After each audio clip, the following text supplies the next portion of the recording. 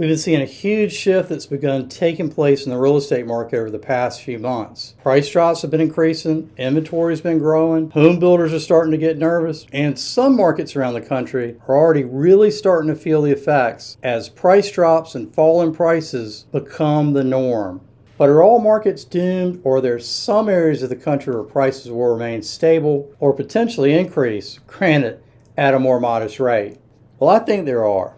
And on today's video, we're going to be talking about the 4 primary housing markets in the Raleigh-Durham area. I'll show you exactly how these markets are doing.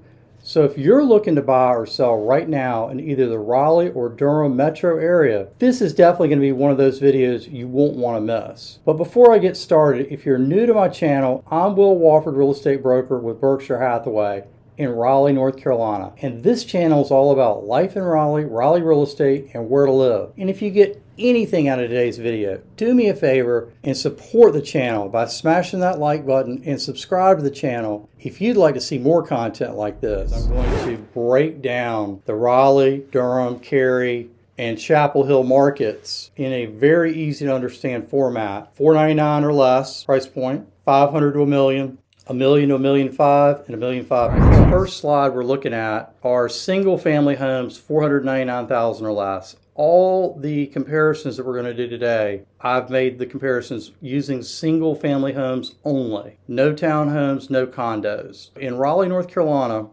there are 287 active listings for homes $499,000 or less, single family ones. Cary, there are 27. In Durham, there's 296. And in Chapel Hill, there's 20. In the last 12 months, there have been 3,345 closed sales in Raleigh, 428 in Cary, 2,686 in Durham, and 258 in Chapel Hill. So if you divide this number, the 12 months of closed sales, by 12, you'll get an average closed per month over the last 12 months, of course. So 279 for Raleigh, 36 for Cary, 224 for Durham, and 22 for Chapel Hill. Now, as we all know, interest rates were compelling, right? I mean, this was one of the best times to buy ever in the last 12 months. So it would be reasonable to think, right, that these numbers, these closed sales would be legitimate. I mean, we should be underperforming them by a large amount. Would you not agree? Comment in the comment section. Do you agree or disagree? I'd love to get some feedback here. But Raleigh market, $499 or less. You take the actives, 287, divide them by that average close per month, and we have 1.03 months in Raleigh. Cary, we have less than a month, 0.76 of a month. In Durham, we have 1.32 of a month. So Durham's the closest one to a month and a half. And in Chapel Hill, 0.93. So I think it's safe to say that if you list a home in Cary or Chapel Hill, there's a pretty daggone good chance it's going to sell. And to further look at the market, give you another indicator, if you look at the pending sales, there are 327 pending sales in Raleigh versus 287 actives. So there are more pendings than actives. That's bullish. That kind of indicates seller's market, bullish, whatever you want to call it. Cary, 39 pendings, 27 active, same thing. Durham, 228 pending, 296 active. So you can't say that in Durham, that you have the strength of the Raleigh market or the Cary market just based on these numbers. And in Chapel Hill, it's 20 and 20. So that looks good. That's a tight market. And another thing to look for is the sales that were closed in the last 30 days, because these are the most recent closed. So in Raleigh, 215 closed sales, which is less than the average 279. In Cary, you have 28 closed sales, which is less than the average 36 closed. In Durham, you have 186 closed, which is, again, less than the average 224. And in Chapel Hill, you have 12 closed, which is less than the 22 closed per month. So one takeaway here could be that in Raleigh, in Cary, and Chapel Hill, maybe this just isn't the most popular price point. Maybe there's a little bit more activity in the higher price point. But it doesn't look bad in the Raleigh, Cary, or Chapel Hill market for sure at $499,000 or less. Durham, that could be a little bit different story. But again, not bad. And this does include new construction homes and resale homes, by the way. All right, let's move on. All right, now we're looking at homes $500,000 to $999,000, so just under $1 million. So in Raleigh, there's 2,011 closed in the last 12 months, which gives us an average per month of 168. 254 active homes, so that should give us 1.5 months of inventory. So in the last 30 days, there was 176 closed, which is above the 12-month supply. And the pendings are 224, which is just less than the actives. So I think it'd be safe to say at the 500 to a million price point that the Raleigh market looks pretty good. In Cary, you had 987 closed sales at this price point in the last 12 months, which comes out to be 82 per month. There are 89 actives, so that gives you just over 1 month's supply. In the last 30 days, there was 89 closed sales versus that 82 average closed per month over the 12-month period. So Cary looks pretty strong on that point. There's 119 pending and 89 active. So I think you'd have to say that Cary looks strong here. Looks like a strong seller's market for single-family homes priced 500 to a million.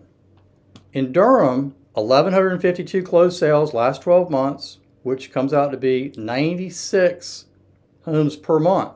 You got 175 active listings, which equates to a 1.82 month supply, so almost 2 months. 145 pending, 175 active, so that's numbers less. And there were 76 closed in the last 30 days, which is less than the 96 per month. So Durham, while it doesn't look bad, remember, because it's only 1.82 months of supply, I don't think it looks as good as Raleigh or Cary right here. Chapel Hill, 756 closed sales in the last 12 months. That gives you 63 per month, 66 active listings, so you got just over a month's supply. In the last 30 days, there were 58 homes closed, which is just under the average for the month. And there are 87 pending homes versus the 66 active.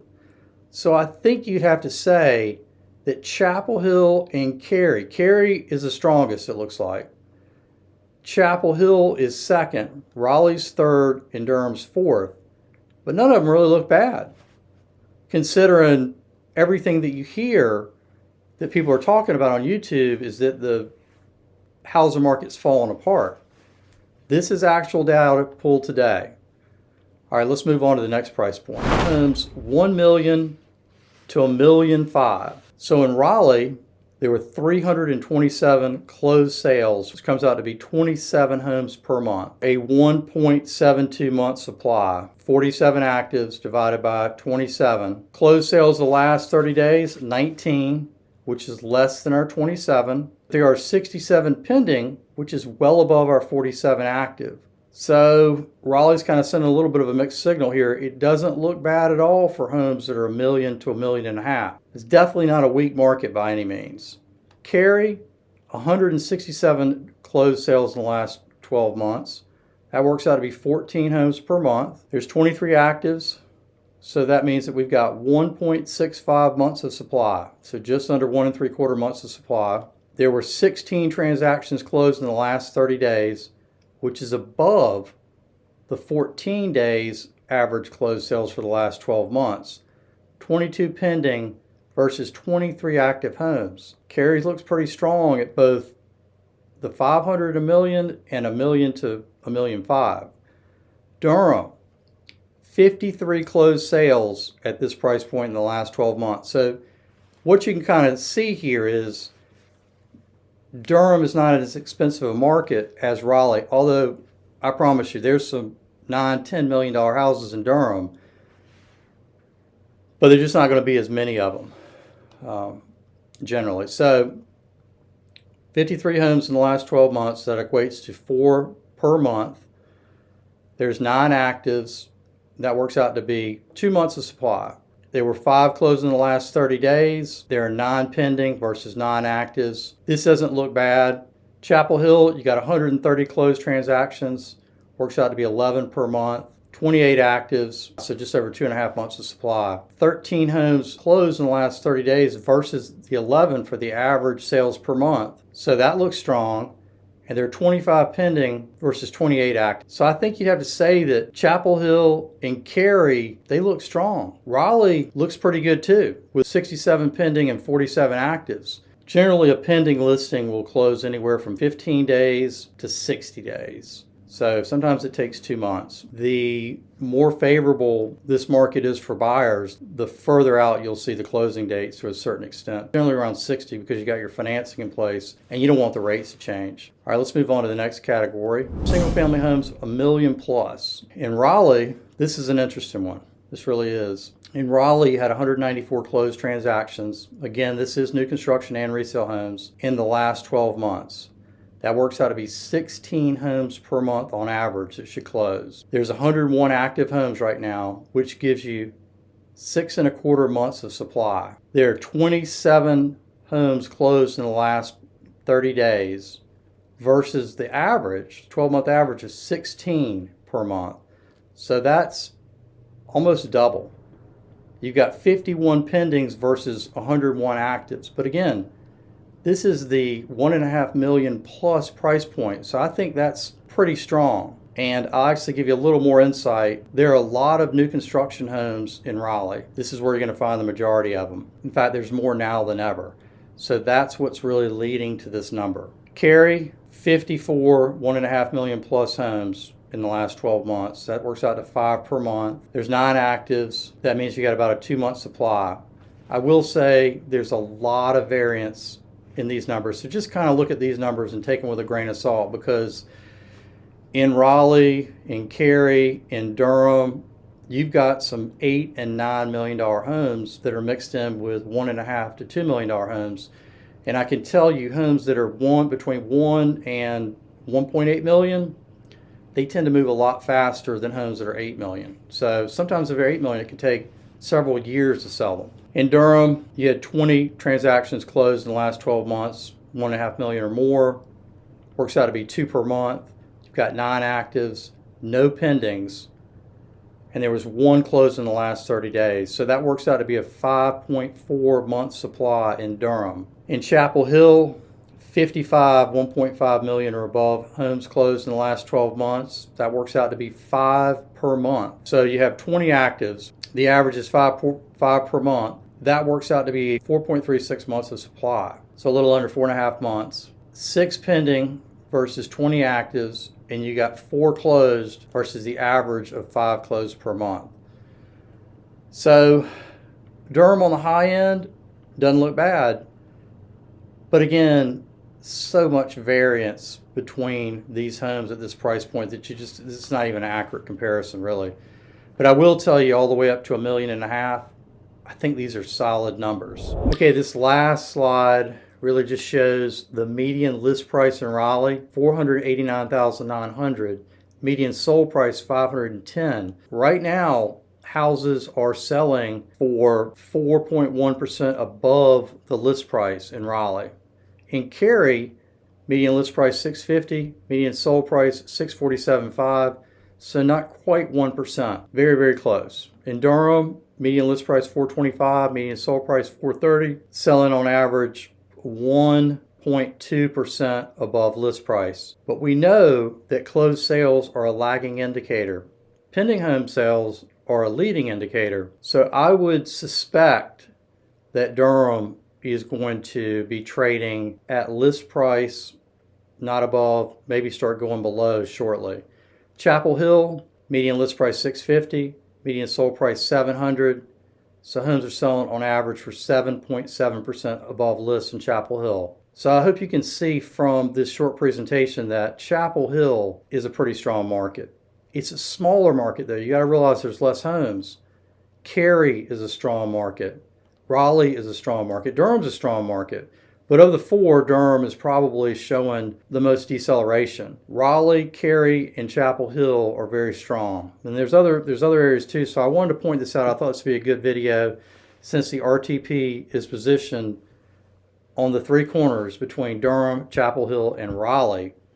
And Cary is really on the way to the RTP from Raleigh, so it's really in between. So all 4 of these areas will directly benefit from the success of the RTP and are all very good places to live if you want to move the area. If your price point is lower, Durham could be a great place for you. Durham is an excellent city. I hope this quick overview is giving you a better understanding of the Raleigh-Durham metro areas. And if you're considering a move to any of the areas I just discussed and would like some help finding a home, I'd love to be a real estate resource of choice. Please feel free to reach out with a phone call, text, or email, and I'd be glad to help you. And I'll see you on the next one.